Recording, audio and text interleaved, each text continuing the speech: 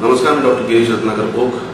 माझ्या सगळ्या लाडक्या रसिक मानव प्रेक्षकांना या दिवाळीच्या खूप खूप शुभेच्छा. मला असं वाटतं की कोणाच्या आठवणीत त्याच्या लहानपणीची दिवाळी असते असं मला तरी वाटतं. कारण त्या काळातच दिवाळीच्या बद्दलच्या गोष्टी ज्या आहेत म्हणजे फटाके, कपडे, फराळ, पाहुणे, किल्ला, या सगळ्या गोष्टींचं अप्रूप वाटण्याचं वय हे लहानच असतं.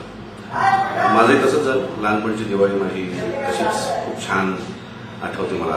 म्हणजे अजूनही जर का सुवासिक तेलाचा किंवा सुवासिक साबणाचा कुठे वास आला तर मला मी त्या दिवाळीतच जातो आहे. कारण आता ते तसं राहिलं नाही. पूर्वी जे सुवासिक तेल तेव्हा पुरतं यायचं, बाकी वेळी खोबरेल तेल वापरायचं किंवा वेगळा साबण दिवाळीसाठी आणला जायचा असं ते होतं. ते सगळं किंवा कपड्यांचं अप्रूप आता राहिलं नाही. तेव्हा नवीन कपडे फक्त दिवाळीत घेतले जायचे, दिवाळीत घातले जायचे. फटाक्यांचं अप्रूप जे होतं ते आता फटाक्याचा आवाज आला की चेहरा त्रासिक होतो. कारण पोल्युशन एवढं वाढलंय, आवाज एवढा वाढलाय की कसं माणसाच्या आवडी बदलत जातात. की लहानपणी जे फटाके तुम्हाला, ज्या फटाक्यांबद्दल तुम्हाला लहानपणी अतिशय असं अप्रूप असतं. माझ्याकडे जेव्हा फटाके पहिल्यांदा यायचे तेव्हा मला असं वाटतं की माझ्याकडे कुठली अस्त्र आलेली आहेत की काय असं भास व्हायचं की मी कम्प्लीट असा शस्त्रसज्ज एखादा योद्धा असावा असं वाटायचं. पण त्याच्याबद्दलचं सगळं आकर्षण नंतर जात जातं. नंतर मग आता ते फटाक्यांचे आवाज खूप त्रासदायक वाटत जातात. फराळाचे पदार्थ आता तयार मिळतात, त्यातल्या पुन्हा चांगलं मिळण्याच्या ठिकाणं असतात. नाही, इकडच्या चकल्या जरा चांगल्या नसतात, तिकडचे शंकरपाळे चांगले असतात असं झालं. तेव्हा ते तसं घराघरात असायचं की फराळ एकमेकांकडे देणं हा प्रकार असायचा. ताटामध्ये तो फराळ ठेवायचा, त्याच्यावर एक कापड टाकायचं. माझ्याकडे ती ड्युटी असायची की शेजाऱ्यांकडे कोणाकडे घेऊन द्यायचं. मग 7-8-10 प्रकारचा फराळ घरी गोळा व्हायचा. किंवा फराळ करायला बसणं सकाळी. म्हणजे आधी तो फराळासाठी आईला मदत करणं. चकल्यासाठी मी मदत केलेली आहे आईला, किंवा पुऱ्या तळायसाठी किंवा शंकरपाळे करायसाठी आईला मदत केलेली आहे. आणि मग ते सगळेजण बसून एकत्र आम्ही खायचो आम्ही. तर ती सगळी गंमत लहानपणी होती. किंवा किल्ला बनवणं.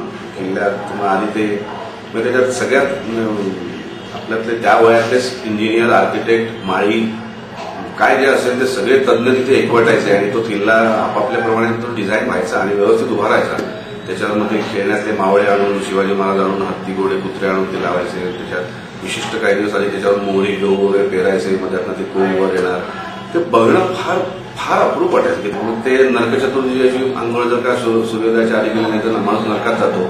हे इतकं बिंबलंय की अजूनही चुकतं की आपली आंघोळ जर लेट झाली तर असं वाटतं की अरे आपण नरकात जाऊ की काय. असं ते जे बिंबलेलं आहे ते त्यामुळेच बिंबलेलं आहे. आता काळ बदलत गेला. आता या दिवाळीचं मी चक्क शूटिंग करतो. 5 आणि 6 दोन दिवस दिवाळी आहे. दोन्ही दिवस माझं शूटिंग आहे. शूटिंगला सांभाळून मग दसऱ्यालाही माझं शूटिंग होतं. मग त्यातल्या त्यात सकाळी जरा शस्त्रपूजा वगैरे मी केली, गाडीची पूजा केली, घराचे काय हातोडी, स्क्रूड्रायव्हर बिल्डर असतो त्याची पूजा केली आणि गेलो. संध्याकाळी येऊन मग सीमोल्लंघन करायला बायकोला घेऊन गेलो वगैरे. असं ऍडजस्टमेंट्स खूप वाढल्या व्यवसायामुळे. पण अजूनही दिवाळी डोक्यात आहे की तीच आईनी, बहिणीनी भाऊबीजेला तेल लावणं. किंवा मग तो एक अधिकार असायचा की त्या दिवशी बहिणीकडनं छान अंग रगडून घ्यायचं तेलाने.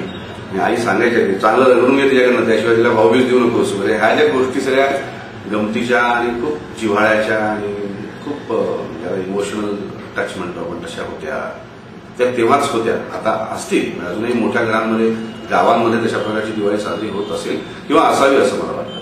पण आता असं वाटतं की त्यातले फटाका हा जो पोर्शन आहे तो वगळावा की काय.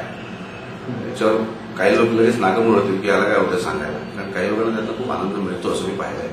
त्यात पुन्हा एक असं की फटाक्यात बनवणारे जे लोक असतात त्यांना त्यातनं रोजगार मिळतो वगैरे आहे, मुद्दा तुम्ही काढू शकता. पण त्याच्याच ते पारड्यात जर ठेवलं तर त्यांनी होणारं ध्वनी आणि हवेचं प्रदूषण आणि त्यांनी जी घाबरतात लहान मुलं, विशेषतः कुत्री, पक्षी, त्यांचे हाल आपल्याला कळतच नाहीत. आपला आनंद आणि त्यांचा अक्षरशः हाल एकाच वेळी चालू असतो. तर त्याचा विचार व्हावा पडतो असं वाटतं.